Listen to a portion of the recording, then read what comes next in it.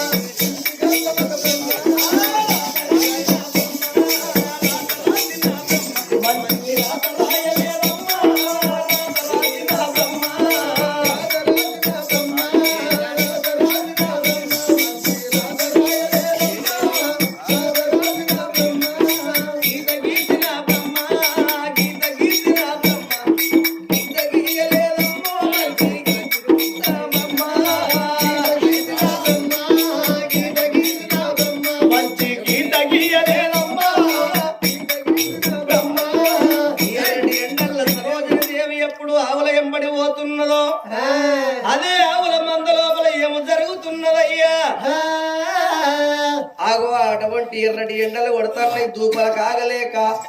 అంటే దాం బయట పడతలేదు మరి దూపల కాగలేక సరోజన దేవి ఎటు చూసిన ఎర్రటి ఎండలు కొడుతున్నాయి ముందటి ఆవుల్లా అన్న ఆవుల కాసే రామన్న ఉన్నాడు కీక పెట్టిన ఆవులు పోతున్నాయి దూపల కాగలేక బిడ్డ పలువురాళ్ళ పడుకుంటా లేసుకుంటా దూప కాగలేక నా ప్రాణం పోయే కాలం వచ్చింది నీళ్లు ఎటు చూసిన నీళ్లు కనబడతలేదు అని ఆ బిడ్డ ఎటు చూసిన ఏం కనబడతలేదని ఆగో దూపల కాగలేక ఆ బిడ్డ అదే ఆవుల మంద లోపల ఏమో జరుగుతున్నది ఆవన్నరో ఏదైతే ఉన్నది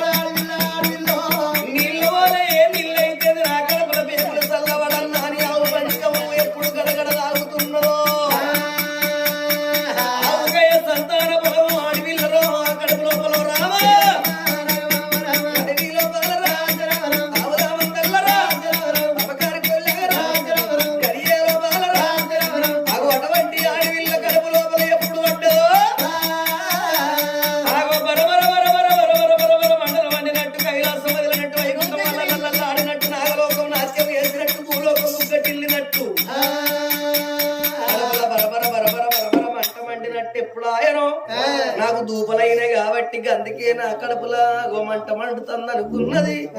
ఆగో అటువంటి అడవిల్ల గడియ లోపల ఎప్పుడు మా పచ్చిక ఆగిందో ఆగో ఆనాటి వాళ్ళకు గడియలు ఈనాటి వాళ్ళకు నెలలు ఆగో అట్లా ఏనాటి గడికనేమి గడియ గడియ గడుస్తుంటే ఏకుల గుల్లోలే ఆడవిళ్లకు నా పొట్టేరు పడుతున్నదయ్యో అయ్యో అన్నా అన్నా రామన్న ఏమిటి అన్నయ్య గడియ గడియకు నా కడుపేమో ఉప్పుతున్నది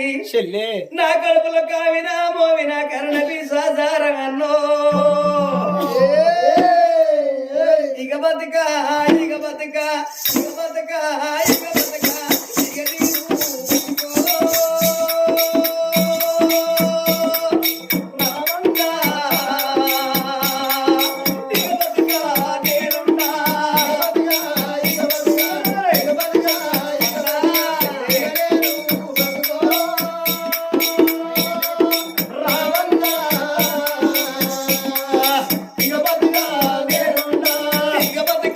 ఇక బతుక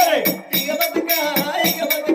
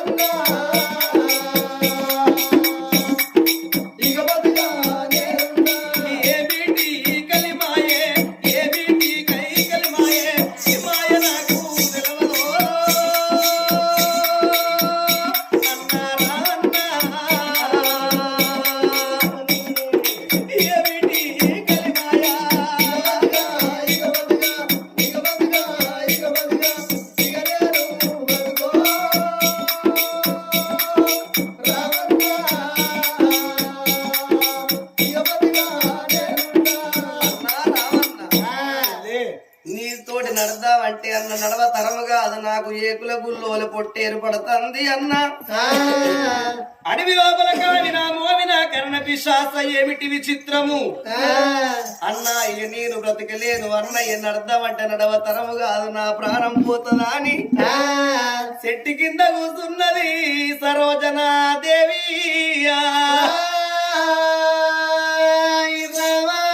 ఆవుకయే సంతానం అమ్మవారు కడుపులో కోళ్ళాగా మొలికెత్తే